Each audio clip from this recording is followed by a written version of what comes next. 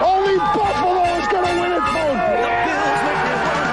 Kick your heels up and down. Let's see why the Buffalo Bills are en route to the playoffs. Come on now, the Bills are making it happen now. Stand up now, come on and shout. Buffalo Bills go undefeated. And we're going to the Super Bowl, yeah. Now, baby, come on, come on.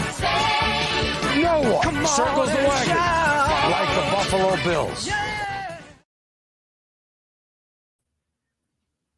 All right, we are live, and we are back. Welcome to another episode of the Overdue Bills podcast, and we're definitely on a high note. Because we got to win, man. We got a much-needed win. We got a tough win against Miami the other day, and, we're here to talk about it. We're here to talk about all things Bills, and I have the guys with me. Our guy, your guy, Matt, a.k.a. Matty Ice. Matt, what's up, man? Man, nothing much. Just happy to be here another week. Happy, we got part one done of the list we talked about, to start the season. So, yeah, just glad to be here and talk some Bills football. Absolutely. And we have, our guy, Rad, your guy, Rad, a.k.a. All-Purpose Rad. Rad, what's up, man? How you doing? I'm great, bro. This is this the year, bro. I feel it. You know what I'm saying? Super Bowl.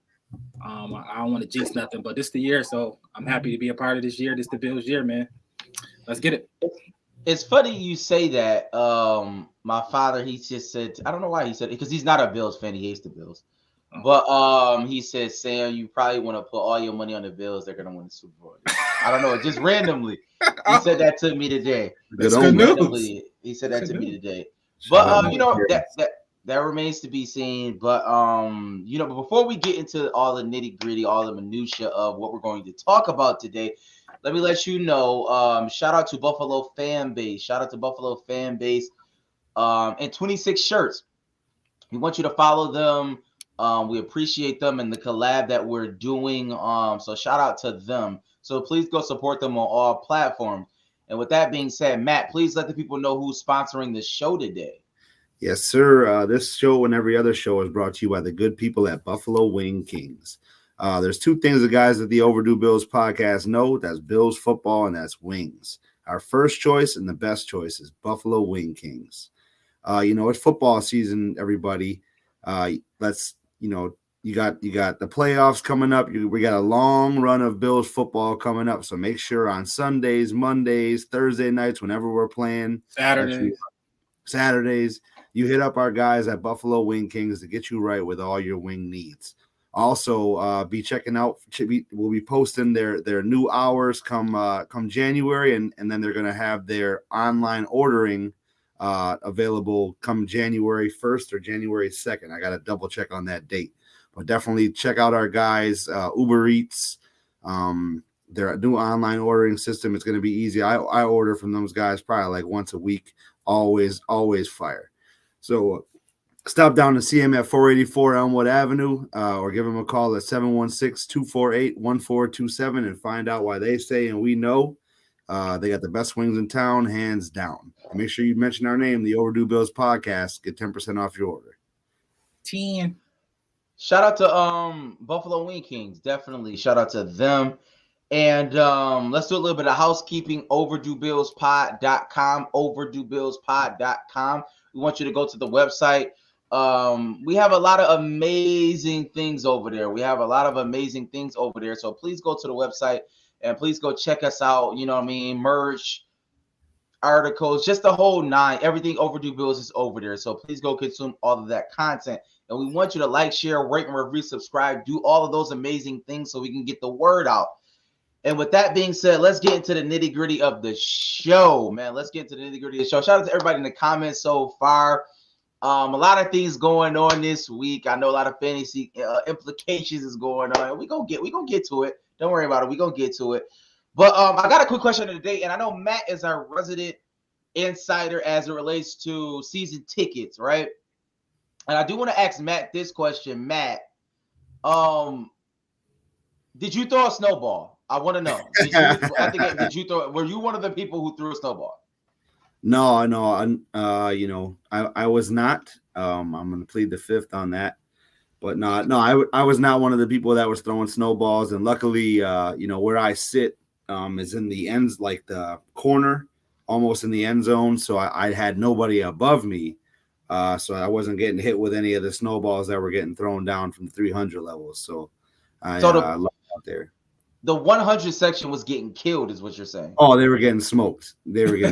All game. Oh, wow. The people that had the Mac Jones rag arm, they weren't making it to the field. They were smoking people in the 100 levels. 100%. Oh, wow. So let me ask you this, because obviously we weren't there, and if you've ever been to a game, when they're talking over the PA system, obviously we can't hear at home. So Matt, when everybody was throwing snowballs and then the whole thing, I don't know if y'all heard this, but at home, it was said that McDaniels went to the refs and, there was the whole 15-yard penalty, whatever. Yeah, we saw him talking to the refs. Yeah. No, you were there at the game? No, on TV, they showed him talking to the refs. No, I know. I'm saying we seen that. I'm talking about Matt. Like, Matt is there, so obviously we see something different from what he's saying. My question is, did they on the PA system tell everybody to stop? That's my question. Yeah, so they definitely made an announcement, but like you said, you really couldn't hear it, but they did put it up on all the jumbotron screens, to stop throwing things, and you'll be ejected if you're caught throwing things, blah blah blah. And then it's just like a teacher when they turn their back or whatever, people just start throwing snowballs again. All that does is make people throw snowballs. I mean, you got to know that. And then you do have to tell them to stop. Yeah, but they're going to continue because they're going to continue. I mean, my favorite part was the touchdowns, though. Touchdowns. We have fireworks and people just throwing snow in there. That was pretty dope. So yeah, it was fire. It was a good look. Throwing the snow either, but it was cool to see it around me. I ain't gonna hold you when the Miami was near the end zone, they was throwing the balls at Tyreek and stuff, snowballs at Tyreek. That was a bit wild. I was like, yo, this is wild. I know, like, you just can't have that, but it's funny watching it. But it's like, yo, you can't be throwing up snowballs at cuz when he's trying to catch the ball. That's kind of wild, but it is. No, when anytime anybody was in the red zone, the refs were like in the back of the end zone. People were trying to hit them to death, like they were going to get a prize. They were trying crazy. I commend the refs for keeping focus and stay. That's ultimate professionalism, because they were getting wild. Some of them got hit, in the back, or I didn't see anybody get hit in the head or anything. But man, that was ultimate focus by the refs for sure, because they were trying to take them out. I'm gonna keep it a stack. I thought that plot twist, thumbs down on Sean McDermott, thumbs down on Brandon Beane, thumbs down on the Pagula family, because I honestly thought that even Josh Allen, for that matter, I thought that one of them should have got a mic and told the fans to stop. Once 15 yards started, once that narrative got into it and the refs had said that, it's immediately we need to stop, because if we get a 15-yard penalty for this, we're going to be very, very, very upset, and it's going to happen at an inopportune time. So I honestly thought that Josh Allen was going to get a mic. Somebody's going to mic him yo, relax, chill, everybody relax, because we will listen to him. If he tells the fans to stop throwing a snowball, they're going to stop. That's just what we're doing. So that's why I'm that's the only. Yeah, one of them yo, chill, stop doing that. We're gonna get a 15-yard penalty. I thought that they honestly should have done that, but it is what it is. I'm not. They somewhat policed themselves towards the end. It didn't turn out to be nothing. It was fun in games. It was something to talk about. Hey, you can't really how it's like somebody's gonna. It's like somebody trying to run on the field. You can't really. You gotta just hope they don't do that, but. On the flip side, though, if I was a Miami fan, I would have been throwing the shit out of snowballs once they said we were going to get a 15-yard penalty. So that's just I didn't think about that. Trying to help the squad out. Right. I didn't think about that. But with that being said, I do want to talk about injuries. Jordan Phillips was out. Bates was out. Mitch Morris got hurt. Matt, as it relates to our offensive line, are you in a pressure situation, are you comfortable? Like, obviously, we want everybody to be healthy, but Van Roten, Questenberg, are you comfortable with the replacements as it relates to us moving further and further into this playoff run? You know, I'm comfortable, I guess I would say, in the AFC because you know, a lot of AFC defenses really don't scare me. But man, if we do make it to that Super Bowl and we have a ragtag bunch going against that defensive line from the Cowboys or the Eagles, right? San Fran, bro. It's San Fran. Or San Fran, Yeah, right? my So guy. we gotta have our best unit in that game. You know, we have to. So I would say I'm comfortable up until then. Interesting. With a mixed bag of linemen. Right. I'm good. You know, I think we are aware of, you know, the deficiencies that we possibly have. You know, I think we adjust. I think we bring in the tight ends to help, and we run the ball more. We can get Josh out of the pocket. You know, I think we're a smart enough team, a savvy enough team to adjust. You know, to not just drop back Josh every play and serve him up on a silver platter if that's the issue for us. So I think we'll adjust to that. I trust Ken Dorsey in that. Okay. All right. I mean, listen, I just wanted to ask the question because, you know, we're looking out and we're seeing this because we're not all the way healthy, and hopefully we can be all the way healthy, you know, when we get to playoff time. But with that being said, we do have to recap this game. An amazing game, 32-29, riveting game, came down to the wire. If you was out there, this was one of those games, if you left, you regretted leaving, right? No matter what the situation is. Because I was talking to even some coworkers, and it was said that even like certain sheriffs that was out there didn't get home till 3:30, 4 o'clock in the morning, right? You know what I mean? It was that type of, you know, environment leaving the stadium after the game. But with that being said, I wanted to ask you guys, Matt, Rad, and everybody out there, can y'all give me one play from the game, one defining moment, or just one play that you want to highlight? You can I'll do it this way. Yeah, you just highlight that. Highlight one play if you can. Matt. For me, it's the touchdown right before the half, man. You know, those are the type of games, those are the type of plays that, you know, obviously win games, and then we need to capitalize on those moments every single week to kind of give ourselves a comfortable lead, or just, you know, cashing in on those opportunities. So that play at the end of the half to James Cook, that was the key play for me. So were you like upset that Josh did that? I mean, because like at the end of the day, like granted, it was an amazing play, and thank God it worked out. But that, in all actuality, that was a bad play. Josh Allen should not have done that. It's year 5. He should have got rid of the ball, essentially. Yeah, I mean, obviously you're not mad at the result, right? So no, yeah. I mean, but that's feast or famine, though. But but those are the kind of plays that makes Josh. So you gotta live with the bad, and to more than likely get the good out of it. And he more than likely gets those plays, and it turns out to be good. And that's why we love Josh, and that's why Josh is an MVP caliber type of player now. Rad, can you give me one play? Yeah, Mike said it in the comments. Shout out to Mike D. The 40-yard run from Josh, right? You know, the offense was looking a little stagnant towards the end of the game. You know, we couldn't get everything going, and Josh started using his feet. You know, that's what make him dynamic. That's what make him, I think, the best quarterback in the NFL. You know, he can take off, and he can outrun and beat your safeties and your cornerbacks and or run them over or something like that, and break a 40-yard run. You know what I mean? So I think that play sparked us, sparked the fans, sparked the team. Let you know that Josh. I hear you on the play right here. You talking about right there that but that's what make you who he is, right? He not gonna give up, right?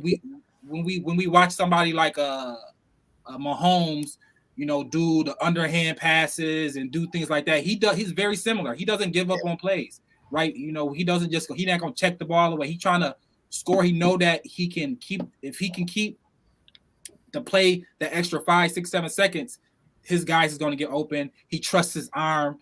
You know, we got a quarterback that trusts his arm to the fullest extent. So Yeah. I'm not mad at Josh for taking those extra seconds because that type of thing can happen. You know what I mean? That can happen right there, a touchdown. You know what I mean? So, and we needed the touchdown. To be honest with you, we needed that touchdown.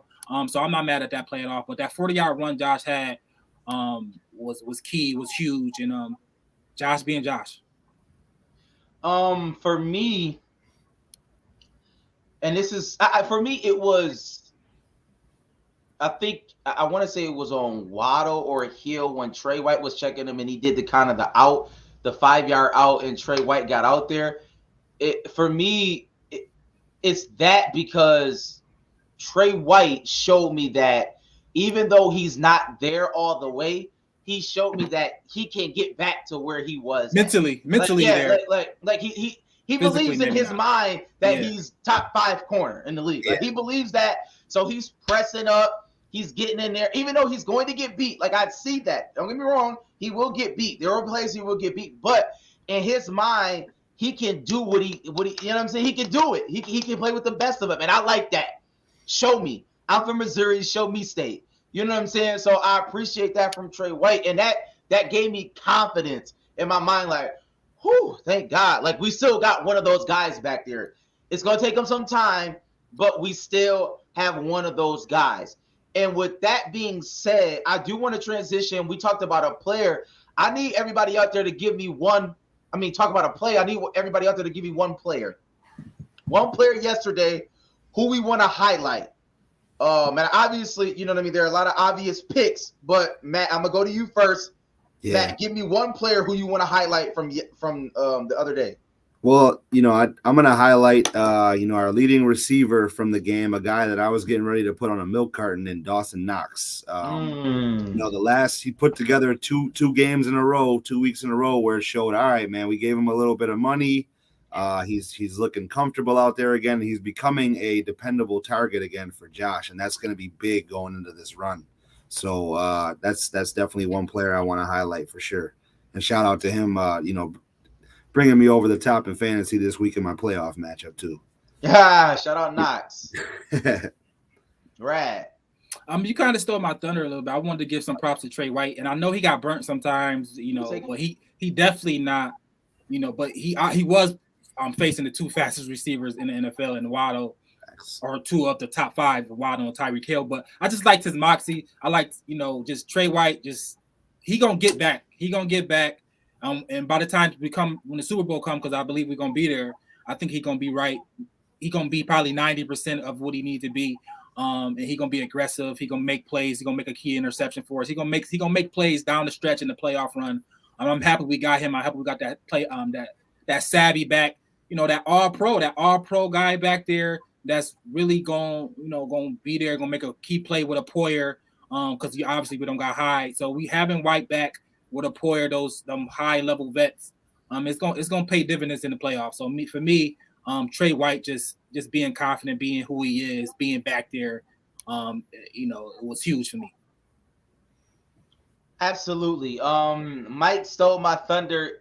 It's Shaq Lawson, man. Shaq Lawson, aka Shaq Lawson. I'm gonna keep it a stack bundle. He honestly, when Von Miller went out, Shaq Lawson looks like the best player on the line. He's most consistent. Absolutely. Sure. He's consistently making plays, like big plays. Like he's showing up in big moments. You know what I'm saying? Like he's around, he's active. And obviously this is somebody who was on the team who, we allowed to let go. Miami paid him a whole bunch of money. He went to the Jets. He went pretty much everywhere else in the division but the Patriots. And he's back with us and he's showing up for us, right? He playing like that first round pick we made on him. And sometimes it happens that way, right? Talent. We know he's talented, but at the end of the day, sometimes he can't put it all together. It seems like he's putting it all together, and we need that. Like, we need somebody like that on the line. Like, obviously, he's not Von Miller, but he's doing a good job. He's doing something that we need. We really do need him. So, shout out to Shaq Lawson. And I'm going to say this honorable mention for me is James Cook because he's not a wasted pick. It wasn't a wasted pick. He actually has talent. He can play football. He's actually a football player. Like as I'm watching, he's a football player. Journeyman, can play the game of football. So shout out to him. But let me transition. Let me ask y'all this because I want to know this, especially for y'all in the comments. There are a lot of things that happened in the game Saturday. A lot of things that happened in the game, especially even defensively. So, Rad, I want to go to you first. Rad, can you give me some takeaways? Can you give me some takeaways moving forward from the game? Do you think we need some things that we need to work on? Some things you saw that kind of troubled you? Just 2 takeaways from the game. I don't know if this is probably for every defense, but obviously speed is going to hurt us. Obviously, we saw that last. Huh? I mean, Miami has an enormous amount of speed. Like, that's what I'm saying. That's why it's like one of those. Of course, clearly speed hurts any team, but because the type of defense we place, we kind of that big play, that big shot play. That if we got people could beat the zone, could just split the zone, and that's what Waddle did, right? And we saw the Tremaine Edmonds, motion to Poyer to let him know, like, look what's about, this is open. And he just ran right past everybody. Right. And it was like, geez. You know what I mean? So that type of communication, that you want to shore up those things. Obviously, we're not playing wide receivers that dynamic every week, but it doesn't matter. You know what I mean? People see that, and people going to try to replicate that. A Chiefs going to try to replicate that. Philly, if we go to Super Bowl, NFC, people's gonna try to replicate that with their fast guys. So just on the defensive end, shoring up those, when we in zone, shoring up those them big gaps. You know what I mean? So just more communication, shoring up those things. That's the biggest takeaway. I think we're good though. I think it's a tough game. We're in that period of the season where games are gonna be tougher, right? People understand Ken Dorsey's sweet spots. People know what he want to do, and people are adjusting to him, and he got to do that next adjustment. So I have faith that Ken Dorsey is in somewhere being a mad scientist, figuring out the next phase of what this offense is going to look like in the playoffs. But right now, I think winning these games, getting the division, potentially getting that number 1 seed, that's what we're working on, and trying to win these games at any point, any means necessary. So I'm good with how we won. It was a tough game. We got it. We got it done. Matt. Yeah, and a lot of people are hitting it on the head in the comments. Just as far as the defense wise, we gotta tackle better, man. I think last year we were the number 1 team in giving up, not giving up big plays. And I think a lack of tackling and things like that are leading to some of these big plays and long touchdowns that are kind of keeping teams in the game or giving them a little bit of juice, a little bit of life. So I'm going to just say, tackling better throughout the season and just making more plays, limiting less big plays on the defensive side. I ain't gonna hold you. I wasn't getting paid when I played football, but tackling in the cold is not fun. You try not to. You try to do super shoulder, extra shoulder. But this is not an excuse. I'm talking about from my personal experience. It's like real people, football players, you got to overcome that and get paid millions of dollars. I understand that, but tackling in the cold, that's something you don't want to do. I know that for a fact. But even with the Vikings, that's not the Dolphins, we're having issues. Yeah, we have. It's not. We have issues. The cold for sure. Yeah, but Mostert, he should tackle him. He light. Oh yeah. He's not. Well, I mean, Mostert looked like Derrick Henry. I mean, but that's what he looked like, and I think. As far as our run defense, our run defense was terrible, and I don't know if it was as simple as Jordan Phillips being out. I don't want to reduce it to that level because I'm not saying that Jordan Phillips is not an important player. It's possible. It's very possible. That's very important. But that was just insane. Like, we just looked really, really, really, really, really bad. And I don't know if it was a scheme issue, Leslie Frazier, something that we need to look at. I don't want us to be that team in the playoffs where it doesn't even matter if a team pass, they could just run all over us. Yeah. But with that being said, for me, I think that Elam, my takeaway is that Kaiir Elam needs to start moving forward. You think so? I'm comfortable with Elam and Trey White. I'm comfortable with Elam and Trey White, right? Because at the end of the day, Elam has the talent. And when he's out there, I'm watching him. I mean, he's going to get beat. Like, people get beat. But at least I know he has the height. And I know he can get out there and do something. He can make a play, and he will make a play. What we do know for a fact is that Dane Jackson is just not it. He was never drafted to be it. He doesn't have the talent to be it. He is who he is. He's a 7th-round pick. He can spot. He can get in there. But at the end of the day, we need to go with the player with the most talent. That's how I feel about it. Because at the end of the day, Trey White is not that. We looking at him. He's not that, but he actually is that. and he will get to that point because it's in him. You know what I mean? It's not in Dane Jackson. It's in Elam. It's not. It's in Trey White. Let's stick with the players it's in. Like, period. End of discussion. I think we need to move forward in that. And also, too, we can run the ball. Like, James Cook is a good player. Devin Singletary is a good player. I am not advocating to take the ball out of Josh Allen's hands. But what I am advocating is those RPOs and stuff like that. We can do that.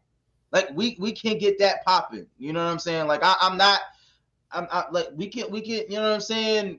I don't know. I'm not saying screens all the time, but I think our offensive line can be helped if we run the ball just a little bit more. Just a couple. So you talking about right? We talking about like that type of. I'm not trying. It's a copycat league, but that San Fran type of style where all that type of stuff where it's like get the ball, a lot of motion. Let's go. Obviously, Josh is. You don't gotta pacify Josh. He can throw the ball a million yards down the field. Right. So you want to open that up, but having that little wrinkle where get the ball out, let these playmakers do what they can do. And let them boys work. And James Cook and I think Singletary, even Hines can do that. You know what I mean? Right. Like let's get some Debo action. Pause. You know what I'm saying? Like whatever all that screen, all that motion, all that stuff. Like zone. Like let's start implementing. It clearly it works, so it can work for us as well. You know what I'm saying? So, but again, great win from us. Amazing. And with that being said, let me ask y'all guys this before we transition to this Bears game. Do you believe that is Josh Allen getting better? Like from where he was at in the mid-season, like Josh Allen is getting better. Matt, how do you feel about our starting quarterback moving forward? Yeah, I mean it's hard to say he's getting better. I think he's just kind of on pace with, what we thought his potential could be, because he started out good. Obviously he had some it's like him last year. He had some questionable games. Mahomes did it too. He did it this year also. So it's like I can't say that he's getting better, but he's kind of right where we need him to be. He takes the game over with his feet, and he can he threw 4 touchdowns for 300 yards. It didn't even seem like it. Right. I think so, right? I can parallel with the first Miami game, right? It was a close game. We go down there, we do everything right. We go, he make, like you said, that play where he messed up the snap in Miami. This time he extended the play and he throw a touchdown right before half. Last game it was he missed McKenzie out there on the flat. This game he hit Knox for the go-ahead touchdown and he go over the top for the 2-point conversion. So yes, he understand the moment. I think it's slowing down for him. He know when to run, when not to run, and let it go. I want him to slide more, but whatever. That's how he played football. He a big guy, run people over, do what you gotta do. So yeah, I think he's getting better. I think everything is slowing down for him. You know what I mean? I think just him understanding what to do, when to do it, at what time, for sure. I think 1,000% he's getting better. Yeah, I mean Josh Allen is money, right? Like. At the end of the day, Miami played a great game. They had a great game plan. They came in ready and they played well. I mean, they played well enough to win the game. But the fundamental difference is we have Josh Allen and they have Tua Tagovailoa. That was literally the difference in the game. Period. End discussion. Both defenses made some stops. But at the end of the day, we have a player that they don't have. And it's kind of amazing that we can say that as Buffalo Bills fans because we haven't really been able to say that. I mean, just like keep it a stacked bundle. But we have one of those guys. I don't even say one of those guys. We just have that guy. Like he's that guy now. Like he's not one because there is not one of him. There is no other Josh Allen in the league. No. And so moving forward, like I'm content. I'm actually like I'm almost at a point where it's like, granted, I don't want the defense to be terrible, but it's like just be mediocre, and we're okay. Like I think he can overcome your mediocrity. You know what I'm saying? He can overcome mistakes.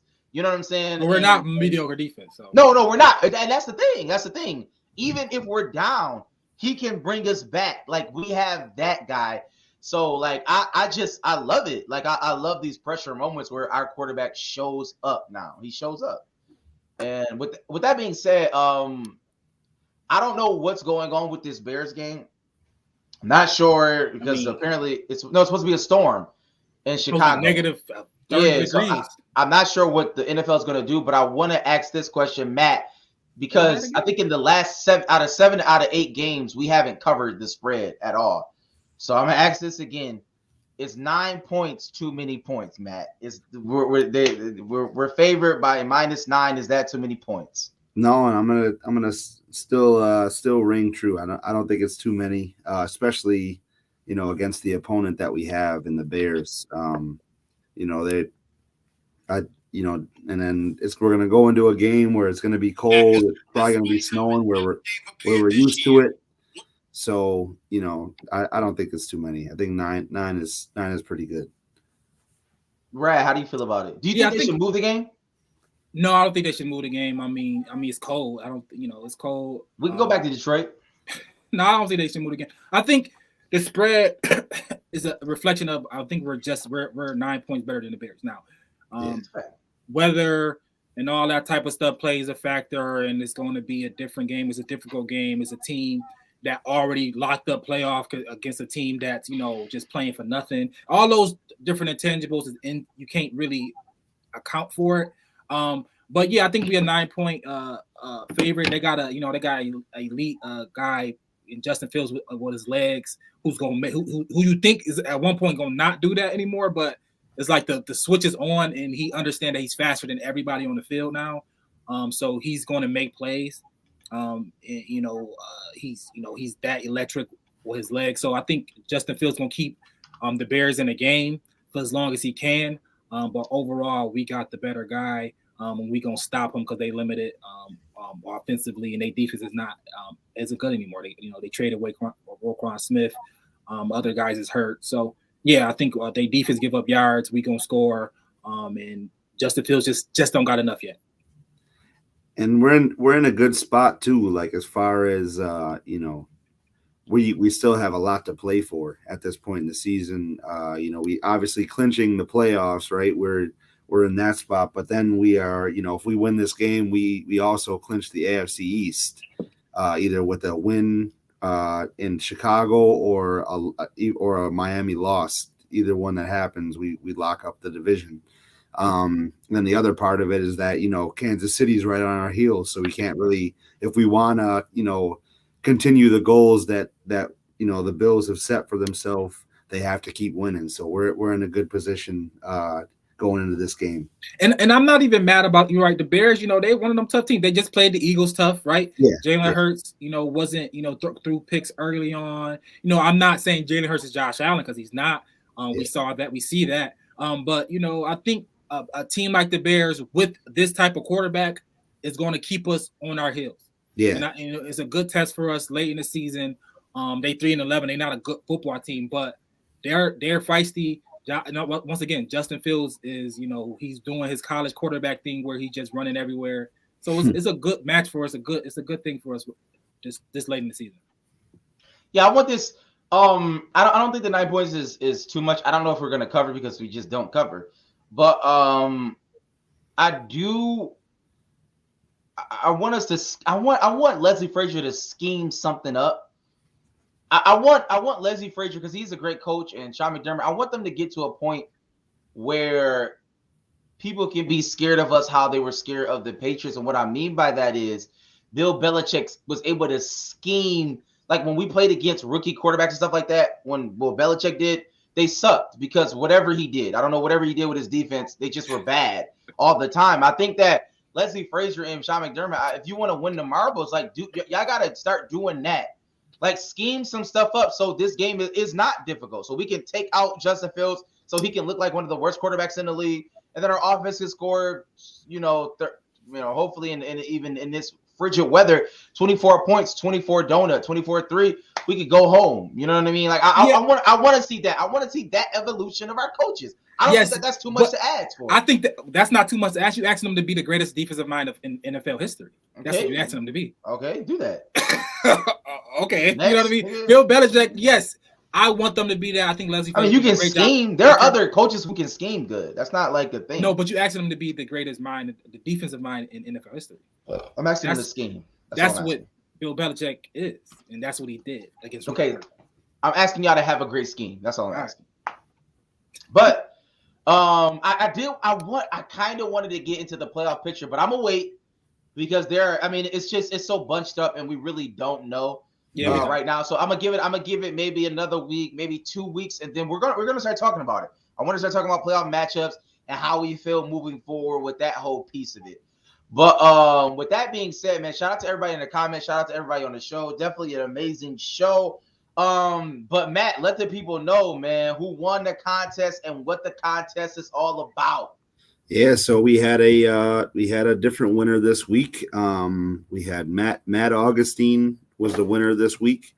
He predicted the total passing yards. I think Josh Allen threw for like 304 yards and he rushed for 77. Nobody predicted the correct score, so we went with the tiebreaker, which was Josh Allen's passing yards, and he guessed 291. I think he was the closest to the passing yards. So shout out to you, Matt. You won a $30 gift card to Buffalo Wing Kings. So this week we're gonna do it's Christmas time, guys. So we're gonna do a double prize this week. We're going to give away 2 prizes, kind of like how we did for Thanksgiving. We didn't announce it on the show, but we ended up giving away first prize, which was a $30 gift card to Buffalo Wing Kings, and a second prize, which is the hat that I'm wearing right now. We'll get it shipped out to you as a second prize. So the contest is going to be the same. It's going to be predict the score for the Chicago Bears versus the Buffalo Bills this weekend. And as a tiebreaker, we're going to keep it rolling with Josh Allen's passing yards, and as a secondary tiebreaker, we're going to do Josh Allen's rushing yards. So you want to submit those predictions, and good luck, and hopefully you guys can win. Please do that. Shout out to us. Ever since we switched it back to Josh Allen's passing yards as a tiebreaker, we've been 5-0, and that's just the facts. Like, listen, I'm not saying we're superstitious. I'm just laying out the facts to everybody. So let's just keep the ball rolling. Let's win out. You know what I mean? Let's be one of those teams that went out and finished strong. But with that being said, shout out to Mike D. Shout out to Mills. Be on the lookout for the Instagram show.